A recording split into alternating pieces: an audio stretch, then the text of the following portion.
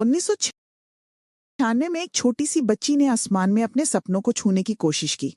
एक ऐसा सपना जो उसे इतिहास के पन्नों में अमर कर देता। लेकिन अफसोस, एक दुखद मोड़ के साथ। जेसिका डबरॉफ महज 7 साल की उम्र में सबसे कम उम्र की पायलट बनने के लिए अमेरिका को आर पार करने की राह पर निकली थी। ये एक ऐसी कहानी है जो महत्वाकांक्षा की ऊंचाइयों और नियति की क्रूरता के बीच की पतली रेखा को दर्शाती है। जेसिका एक असाधारण बच्ची थी जिसमें सीखने और उड़ने का जुनून भरा था।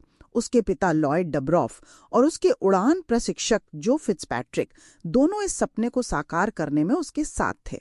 वे केवल एक पायलट के रूप में प्रशिक्षण ले रही थी। कानूनी रूप से वे इतनी छोटी उम्र में एकल उड़ान नहीं भर सकती थी, इसलिए फिट्जपैट्रिक उसके साथ सह पायलट के रूप में उड़ान भर रहे थे, जबकि जेसिका वास्तव में विमान को नियंत्रित कर रही थी। उनकी यात्रा कैलिफोर्निया से शुरू हुई, जिसका लक्ष्य मैसाचुसेट्स तक पहुंचना था। अपनी उड़ान के शुरुआती दिनों में ही जेसिका ने मीडिया का खूब ध्यान खींचा। हर पड़ाव पर पत्रकार, कैमरे और उत्साहित भीड़ उसका इंतजार कर रही थी। हर कोई इस छोटी सी लड़की को निहार रहा था जो इतनी कम उम्र में इतना बड़ा कारनामा करने निकली थी। ये न केवल उसके लिए एक व्यक्तिगत उपलब्धि थी, बल्कि ये कई बच्चों और वयस्कों के लिए प्रेरणा का स्रोत भी बन गई थी। 6 अप्रैल 1996 को अपनी यात्रा के दूसरे चरण के लिए वे वायोमिंग के चयेन हवाई अड्डे पर थे। सुबह का मौसम बेहद खराब था। हवाएं तेज चल रही थी और आसमान में बर्फीली बारिश की चेतावनी दी गई थी। एयर ट्रैफिक कंट्रोलर ने उन्हें उड़ान भरने से मना किया था, खराब मौसम का हवाला देते हुए। यहां तक कि चयेन हवाई अड्डे पर कुछ अनुभवी पायलटों ने भी इस मौसम में उड़ान भरने से इनकार कर दिया था। लेकिन जेसिका के पिता और प्रशिक्षक ने आगे बढ़ने का फैसला किया। शायद रिकॉर्ड तोड़ने की चाहत या मीडिया का दबाव उनके निर्णय पर हावी हो गया।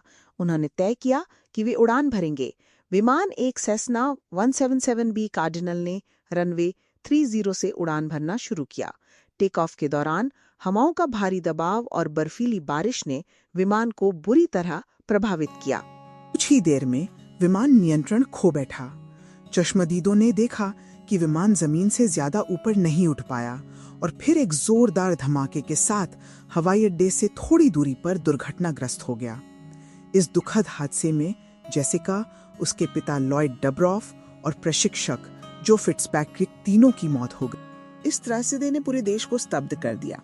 हर तरफ गुस्सा, दुख और बहस छिड़ गई। राष्ट्रीय परिवहन सुरक्षा बोर्ड या NTSB ने दुर्घटना की जांच की। उनकी रिपोर्ट में सामने आया कि खराब मौसम की स्थिति, बर्फ जमने का जोखिम और टेक ऑफ के लिए विमान का अधिक वजन दुर्घटना के मुख्य कारण थे। घटना ने बाल रिकॉर्ड तोड़ने के प्रयासों और माता-पिता की जिम्मेदारी पर एक गंभीर राष्ट्रीय बहस छेड़ दी। क्या बच्चों को ऐसे जोखिम भरे कारनामों में शामिल करना उचित है, खासकर जब उनकी सुरक्षा दांव पर हो? इस त्रासदी के बाद संघीय उड्डयन प्रशासन यानी कि FAA ने एक नया नियम बनाया, जिसके तहत बच्चों को अकेले विमान उड़ाने का रिकॉर्ड बनाने के उद्देश्य से ऐसा करने से रोका गया। जेसिका डबरॉफ की कहानी आज भी एक मार्मिक अनुस्मारक बनी हुई है। ये बताती है कि कैसे सपने ऊंचे हो सकते हैं, पर सुरक्षा सर्वोपरि है। उसके उड़ान ने न केवल रिकॉर्ड तोड़ने की कोशिश की, बल्कि इसने एक महत्वपूर्ण सबक भी सिखाया जो विमानन सुरक्षा और बच्चों की भलाई से जुड़ा है।